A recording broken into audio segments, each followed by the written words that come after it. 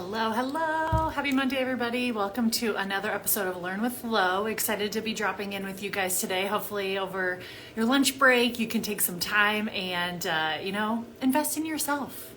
Learn a little bit about how your body works and spend some time with me as we really continue to dive into more and more relevant health topics all around the fields of functional medicine, nutrition, hormone balance, gut health, all of the fun stuff what we'll get into in our Learn with Lo episodes, right? Even a little bit of psychology and belief systems. So that's always a very big passion point of mine as well too. So if you've been with us the last few weeks, I kind of like to go in trends just so it's not like beat bopping around all these different topics that send you with whiplash. So we've really been, as we started the year, talking about some of the up and coming health trends, some of the things that we're going to be starting to see a little bit more in the functional medicine space, or honestly just in the healthcare space in general, as people are starting to get more demanding for root cause solutions over just palliative care or Band-Aid solutions, right? And so healthcare and just medicine overall is really having to kind of step up to the plate and bring solutions like that to the table, because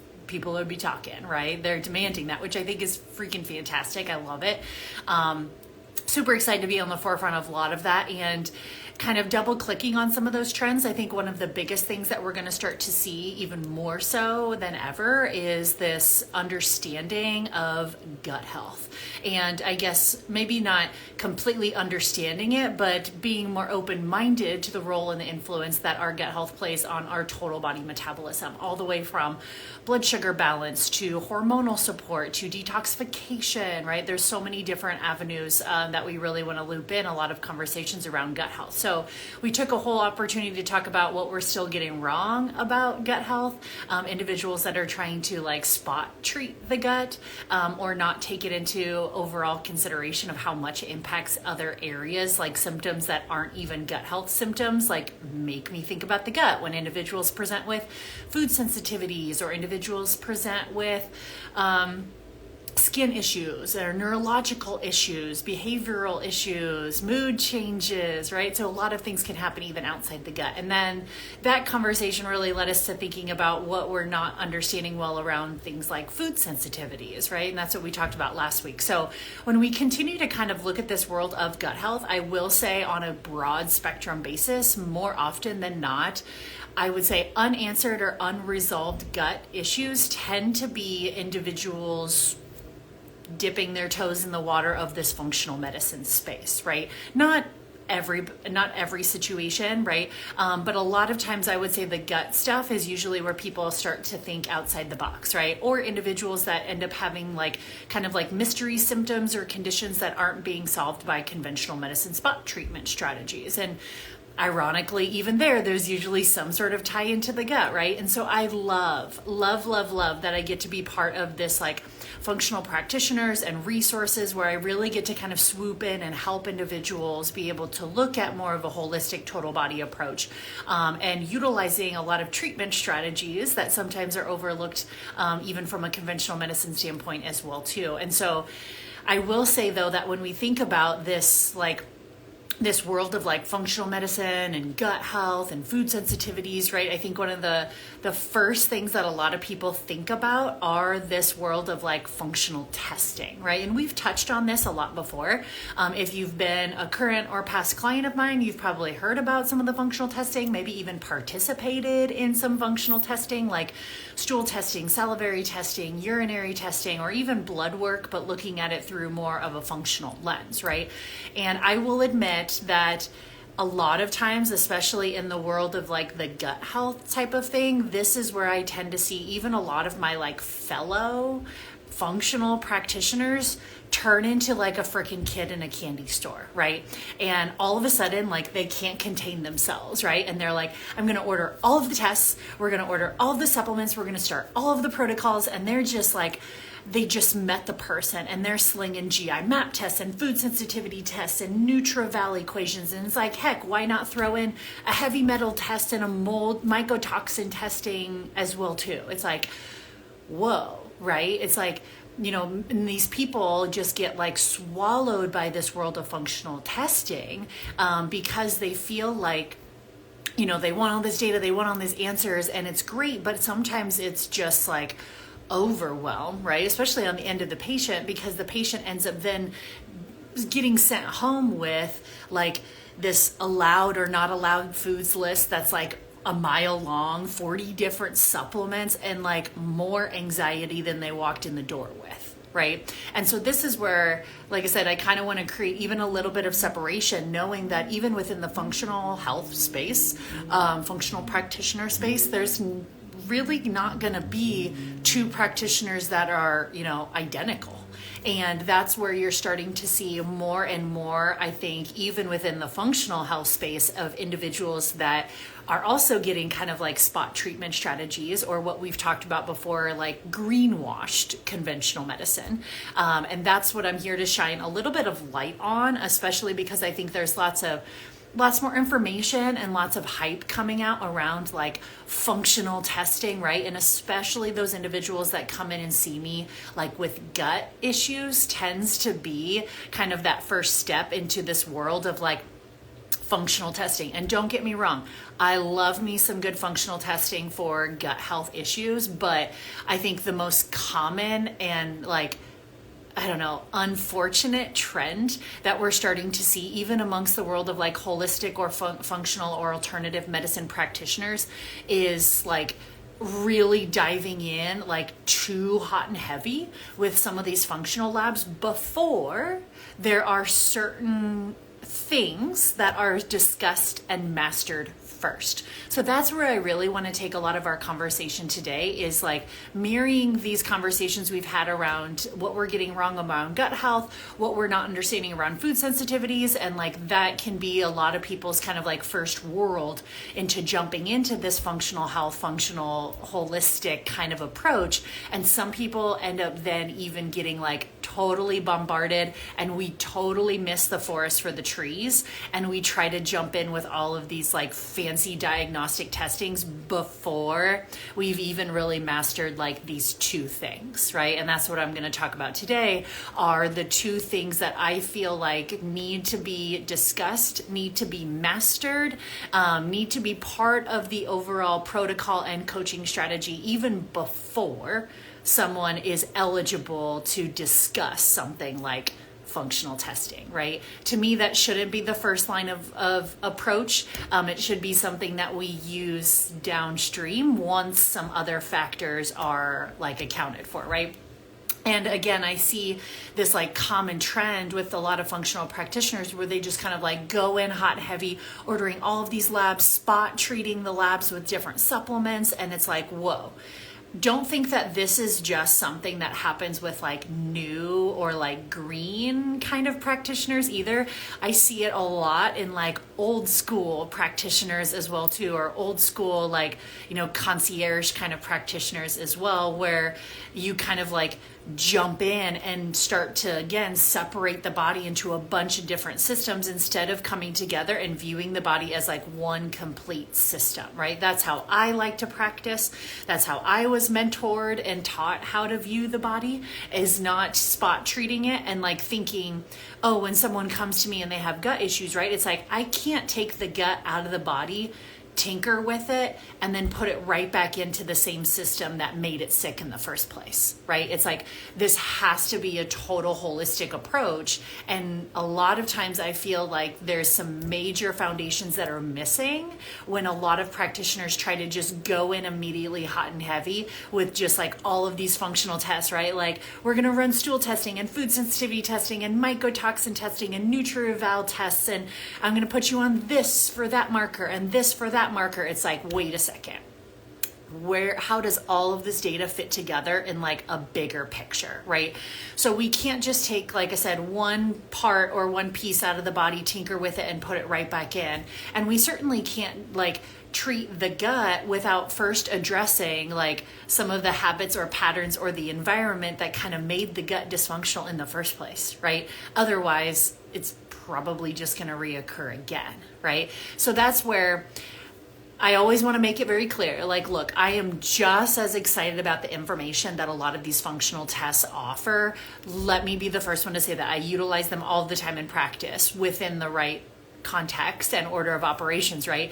But let me be the first person to also say, as much as I love and am trained to interpret and utilize a lot of these functional tests, let me be the first to say that there's some very, very important and non-negotiable foundations in my mind that we need to discuss first before we go all gung-ho and have people spending even a single dime on functional testing. And so what I really want to dive into today are what I consider the two things that a lot of individuals, even like seasoned functional practitioners and or like educated individuals out there that are doing a lot of research around their health and wellness too, like the two things that I don't think a lot of people are considering before investing in functional labs, right? Two of them.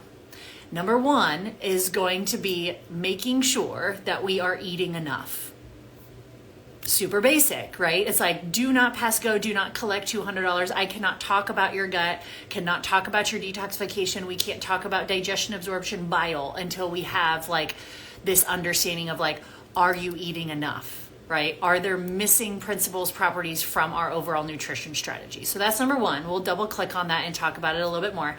But then number two, on that mastery list before we even invest in functional testing is, are we fueling in a way that navigates and satisfies blood sugar balance, right? So those are the two big things that I have seen most commonly in my practice of individuals that come in and, you know, have symptoms of the sun, mystery illnesses that conventional medicine hasn't been able to explain. It's like, okay, great. I know that I have some of these functional tests in my back pocket. I'm super curious about how these are going to play out as well too, but those are there. We have to talk about a couple things first. And they're like, oh, what is that? I'm like, are you eating enough? And do you know how to eat in a way that fuels for blood sugar balance? They're like, no one's ever talked to me about that before. I'm like, and that lie in here is the problem, right? That's like the very first step. So I'll kind of give a couple different stories and then we'll double click on each one of those because I think it's important. But like, for example, let's talk about one client I had very recently. She came to me, 44-year-old female, diagnosed with Graves' disease, which is an autoimmune condition of the thyroid. A Graves' disease, chronic fatigue, weight loss resistance picture, right? She came to me with, I kid you not, this woman walked into my office with probably a 2-inch stack of labs from other doctors, other functional practitioners that she's seen.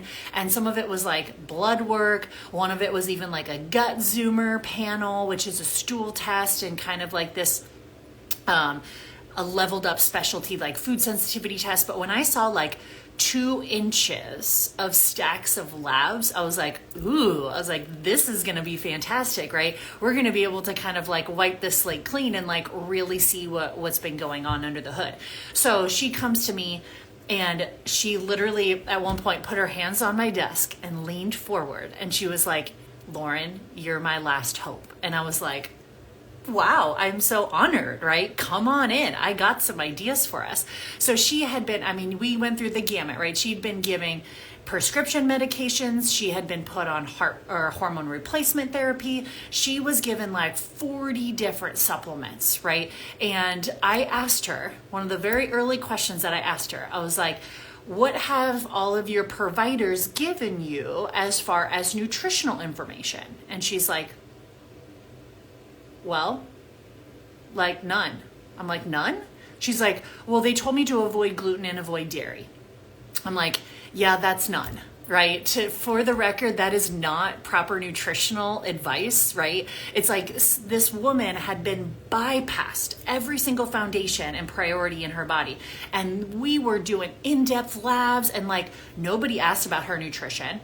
Nobody asked her about controllable stressors, right? Which is when we're eating, how much we're eating, what we're eating, relationship with caffeine and alcohol, sleep and nervous system regulation. I'm like, what's looking like that first? And she's like, nobody's ever talked to me about those things. She's like, my diet is absolute trash. She's like, everything I eat makes me feel awful. She's like, I'm confused and overwhelmed by food. She's like, I literally fuel on caffeine all day long. I'm like, slide. Like, she's like, well, of these labs, like, do you want to keep any of these? I was like, I will definitely keep some copies of these, but honestly, all of these labs slide to the side because we have some foundational work to do first in learning how to fuel. Like, are we eating enough protein? Are we eating enough fiber? Are we eating enough micronutrients? Are we getting enough fat soluble vitamins? I'm like, do we even understand like how to fuel in a way that manages blood sugar balance first and foremost? I'm like, then we can get to the labs. I do think that there's some important things that we find in like your gut zoomer, for example. I do think your hormones are a mess, right? But I can't fix that until we address this first, right? It depends on everything else up the chain, right? So that was like one common example. Another client, because I think some relevant stories kind of always help put these things together. I had another client, and these are by no means the only ones I've seen like this. These are just two that were recent in my mind when I was making this notes for my presentation today. Had another client, 39-year-old female. She came to me struggling with like irregular periods, missing periods, acne, migraines, and some recurring UTIs as well too.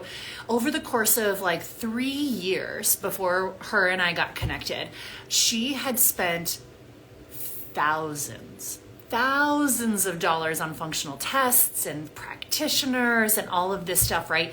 And again, she had been given things like birth control. She had been given things like spironolactone. She had been given hundreds of different supplemental protocols and cleanses and all of this stuff. And the nutritional advice that she had received up until, like I said, talking with me, she was like, yeah, they told me to avoid gluten, dairy, soy, eggs, and caffeine of all kinds. I'm like, oh. I was like, what else of like nutritionally did you guys get into? And she's like, yeah, that's about it. I just wasn't supposed to eat like all of those things. She's like, it was really difficult. It was very stressful for me. It's not super sustainable. And it kind of like really created some messy relationship with food, lots of anxiety around food, right?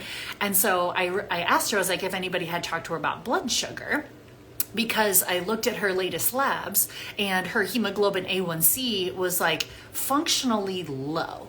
Right? It was like running like 4.7, 4.8. And any other conventional practitioner is looking for like high hemoglobin A1C or like high blood sugars, right? Because that's the general trend. They're like, is it high? Move on, right? I was like, hers was like functionally low, especially for as active as she was. She worked out consistently and, you know, had a very highly active lifestyle. And so I was like, has anyone ever talked to you about your low hemoglobin A1C? And she's like, no, nobody's ever told me it was low. I was like, that's low. I was like, I don't think you're struggling with blood sugar highs. I was like, but I do think we need to address nutritionally some of the blood sugar lows before we can even like move on. And she's like, nope, no one's ever mentioned any of that to me. And she's like, even going back in her health history, and her hemoglobin A1C had been that low or even lower sometimes, right? And she's like, no mention of it. There had been no coaching around it. And as we started to talk about it, she's like, oh my gosh, I always feel that way. I'm like, that's what hypoglycemia feels like. Congratulations. And she's like, nobody's told me that before, right? So it's just like, I wish I could tell you that these stories were rare, but they aren't, right? They aren't rare. And that's the problem. I'm determined to like come in and help try to change that problem. So I'm telling you, regardless of where you kind of venture in this world of functional, conventional, holistic medicine and whatever you could immerse yourself in terms of research and wellness tools and strategies, do not pass go. Do not give a functional test a dime of your investment until you have mastered two things first. Number one, you need to be ensured that you are eating enough. And number two, you need to be making sure you are fueling in a way that navigates blood sugar balance. Let's dive in a little bit. I won't be able to obviously give you all sorts of context on this today. It's going to be very individualized, but these are the things that I start every single conversation with, every single coaching session with, is going to be around these types of things, right? So number one, we need to ensure that you're eating enough, right? What does this look like? Everybody's obviously going to be different, but I always like to call it like a different, almost like a bank account, right? We have withdrawals, like things that we pull from the bank account, and then we have deposits, things that we replenish the bank account with. our overall energy bucket and energy needs are honestly no different than that whole like withdrawal and deposit system, right? So we need to do like an audit of our day and understand like, okay, daily audit. How many things am I withdrawing from my energy bucket on a daily basis? Think workouts, job, relationship, finances, activities that you run yourself or your kiddos to, right? It's like, what am I asking my body to show up for every day? Those are the withdrawals. And then how many deposits are we receiving? Nutrients, water, sleep, sunshine, connection, love. Like those are the deposits then, right? And as we do an audit, if you feel like, oh yeah, my scale is definitely tipped towards the things that I'm asking my body to do, I'm making far more withdrawals than I am deposits right now, that, my friend, is what we call underfueling, right? And I know I mentioned a lot of things that withdraw or give us deposits back that aren't even food. And I'm like, that's because I'm telling you that our body's energy system it's not just food, but a big part of that misunderstanding of what underfueling looks like is doing that energy audit, right? If you have more withdrawals than you do deposits, you are underfueling. You are putting your body into a state of what I consider controllable stress, right? So in that situation, our body has to respond. It's got to compensate. It's not going to let you just pass out, right? It's not going to let you sit in the net negative and just continue to withdraw. It's going to compensate. We may not like how it compensates because that means that it has to create new energy, has to create energy from something, right? So it tends to pull from muscle tissue. It tends to pull from the lining of the gut. It sends all those amino acids to the liver for a process called gluconeogenesis, right? To make new glucose, right? Therefore, we don't pass out. Our body creates a little mini deposit for us, but it takes out an IOU. Right? The body's like, wait a second, where did you get that? Where'd you get that energy? Where'd you get that money that you're depositing it? And the body's like, don't worry about it. I might have stole it from the muscle. I might have stole it from the gut, but like, don't worry about it. Like, you're good, right? So it's like we make these small compensations every day that before we know it, it's like comes at a very big cost and it starts to add up. So we cannot talk about healing the gut or even talk about navigating hormonal imbalances until we know for sure we are at least matching our deposits with the amount of withdrawals that we're asking our body to do on a daily basis. So if you're curious about this, this is a very person-to-person dependent process. It depends on what you've been doing and how you've been dieting up until this point. But I think at least to leave you guys with an eye-opening resource, you can use a website. It's called TDEE.net. Stands for Total Daily Energy Expenditure.net. And you can type in your age, your gender, your height, your weight, your estimated body fat percentage, and it will spit out an estimated basal metabolic rate for you. How many calories you're burning per day just waking up and opening your eyes in the morning, right? That number right there estimates like, that is like, if I didn't move all day long, that's how much energy deposits I still need to make. Now, it shows it in terms of calories, but it's still something where you can be eye-open to that and start to say like, oh, so I'm burning 1,600 calories just opening my eyes in the morning, but I work out 5 to 6 times a week. My kids run me around to all these activities and I have a high stress job. It's like, yeah. And they're like, well, I've been eating maybe 1,200 calories. I'm like, and that is the problem, right? It's like we've created such a big energy deficit that like we need to talk about this before we talk about functional tests, right? There's also a number on that TDEE.net that shows your ideal body weight. You can ignore the fact that you may never weigh that actual body weight. I don't care. I don't pay attention to mine, but that ideal body weight number on that website does represent a good protein target for you, right? So even when I type mine in, it says like, oh, your ideal body weight is like 145 to 155. It's like, I haven't weighed 145 or 155 since like high school, so I'm politely going to ignore that number. That's fine, but I do know that then I can aim for 145 to 155 grams of protein a day. Right? So you can kind of use it in that regard as well too.